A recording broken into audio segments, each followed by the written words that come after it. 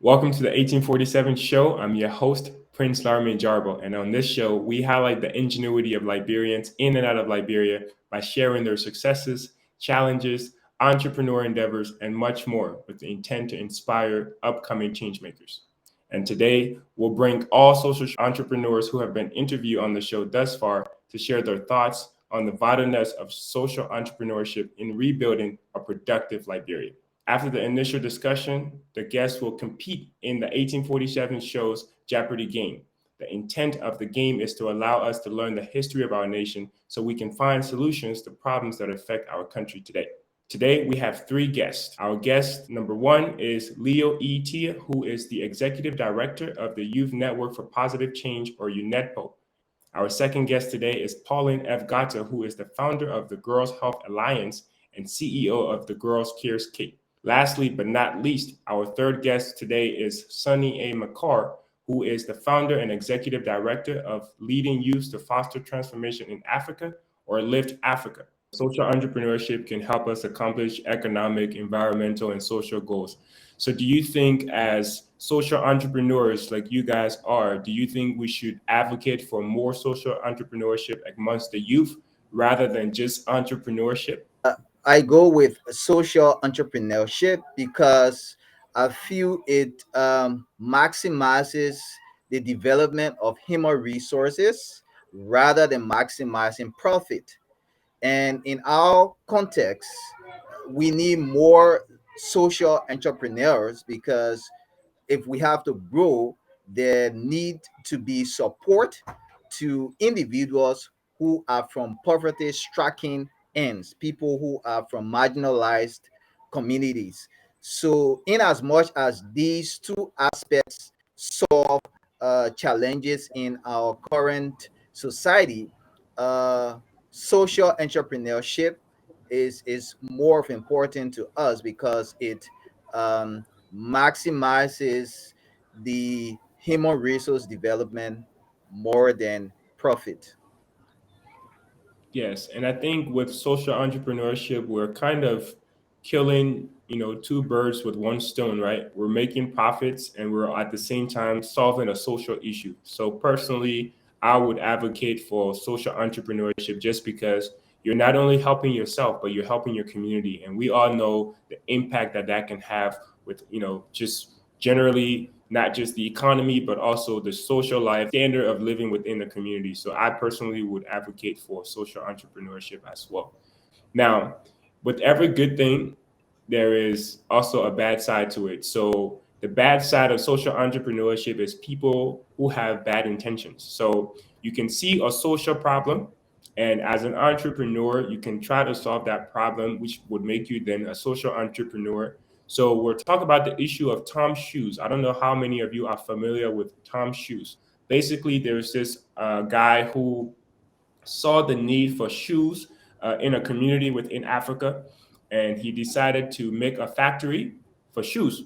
Now, his goal is that whenever people buy his shoes, he will then donate a pair of shoes to these people in Africa that need shoes.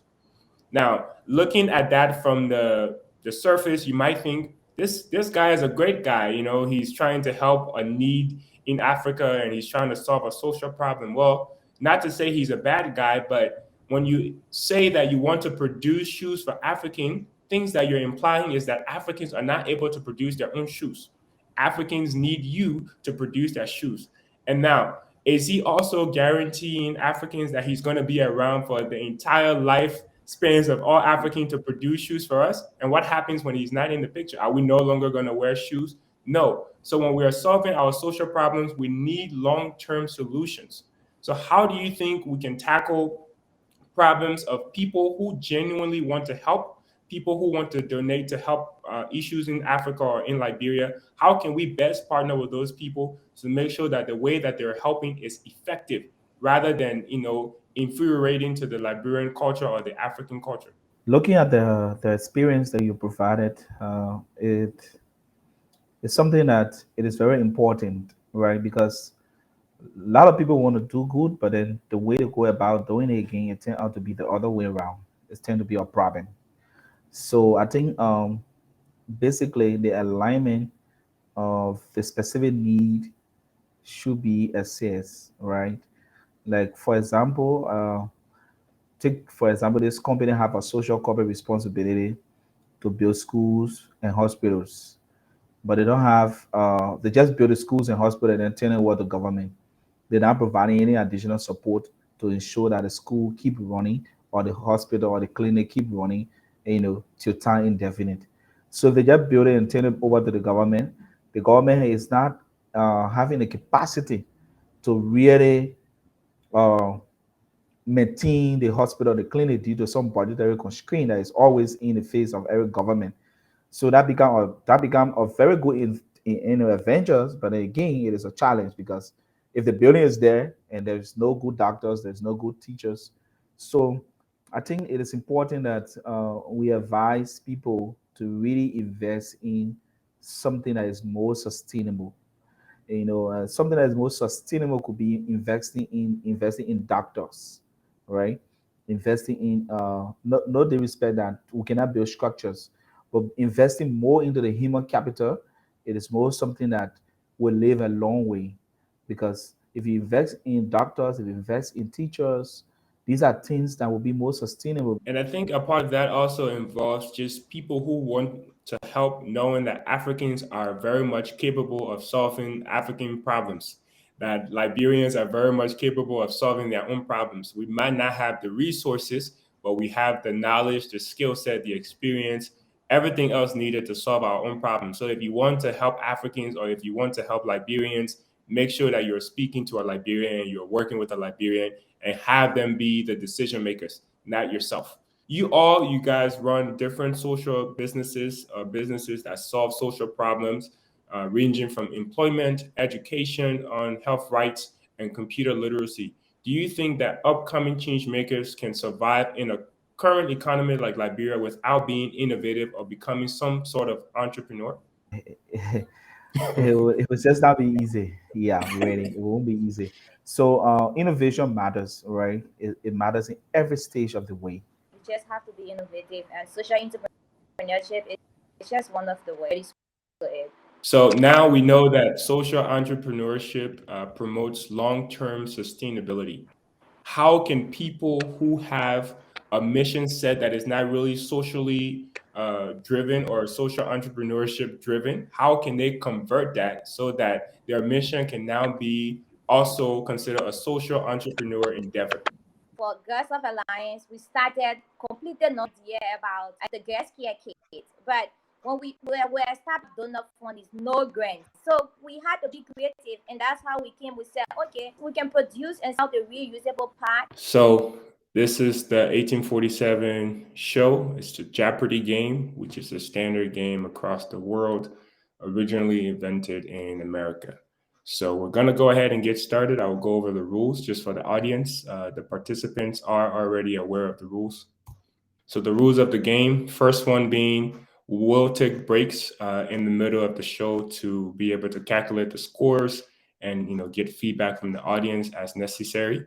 To begin the game, I'm going to ask a general question to the participants, and the first person to answer that general question will be allowed to start the game. However, there will be no point given for answering that question. Now, the game is started by the participants selecting the category followed by the total points. So, for example, we have several categories, which are these. So, if you want to select Liberian history, you will say Liberian history for 200 points. The general question that I'm going to ask is everyone, whoever is the first to answer will be the first to go. So hopefully you are ready and hopefully your internet is good. But my general question is what time zone does the show uses to make its announcement on the start time of the show? What is the time zone? What is GMT? Awesome. Correct. I like that you're already going with the drift. So, Mr. McCall from Lyft Africa, you will be the first one to officially start the show. So, again, you can go ahead and select a category and then you can select a point value. So, the higher the point, the more difficult the question is. And everybody will have the same equal chance to answer that question. So please go ahead. Government and politics, 1,000 points. 1,000 points. He's going for 1,000 points, ladies and gentlemen. So I'm going to go ahead and click it. All right. It says the Liberian Constitution of 1847 modeled this country's constitution. We have 5 more seconds. What is the United States of America? That is correct, Mr. Tiah. You get to pick the next category and point value. Government and politics, 800 points. So the question is, the Coalition for Democratic Change consists of these 3 political parties. What is the Congress for Democratic Change? Yes. What is the National Patriotic Party? Yes. One more. What is the Liberian People Democratic Party, LPDP? Wow. Keep going. Okay, we'll take 600 points, Liberian history. Liberian history 600. These 2 Liberian individuals jointly won the Nobel Peace Prize in 2011. Who is Ellen Johnson Sirleaf and Emma Bowie? That is correct. Same category, 1,000. So Liberian history for 1,000. Yes, sir. And due to the territorial incursions by the British and French, this organization encouraged Liberia to declare independence. What is the American Colonization Society? That is correct. Wow, very impressive, Mr. Marcar. Well, I'm not good at sports, so let's go social entrepreneurship, 800 points. This organization is a non-profit foundation ran by an active Liberian politician. All right, 5 more seconds. Who is Ellen Johnson Sirleaf? Nope, that is not correct. So we will subtract 800 points from you, unfortunately. Okay, the answer is, what is the Cummins Africa Foundation? It says active Liberian politician. Now, Mr. Marcar, you get to pick a category again since he got that wrong. So social entrepreneurship, 1,000 points. Okay. This youth-led organization is headquarters in Gaytown Old Road and has an international branch in the United States. Who is Project Change International? Okay, Mr. Tiah, you said who is, and then Mr. Marcar said what is. So the correct answer goes to Mr. Marcar. I like that. So we're not going to subtract any points from you, Mr. Tiah, just because you got the question wrong because of how you answer it, not because it's the wrong answer, if that makes sense. Mr. Marcar, you still got the stick. You can go ahead and pick a different category. The 1847 show and week for 600 points. All right. What is the gender of the first person into the show? What is female? That is correct. Let's talk about Liberian history again and 800 points category. Black colonists who ruled Liberia between 1847 to 1980 were called? Who were Congo people? That is incorrect. That's going to be minus 800 points. All right, the time is up. The correct answer is, what is Americo-Liberian? So since no one answered that question correctly, Mr. Marcar, still back in your hand. Social entrepreneurship, 600. This nonprofit organization is named after the 24th president of Liberia and helps promote women's voices in Africa. What is the Joseph Jacob Albert Foundation? That is incorrect. Minus 600 points. 24th. Okay. I don't know. Jesus. You can still answer. We got about 3 seconds on the clock. Okay. What is the Ellen Johnson Sirleaf Presidential Center? That is correct. However, now you don't have any negative or positive, so you're back to 0. So you're good. Okay.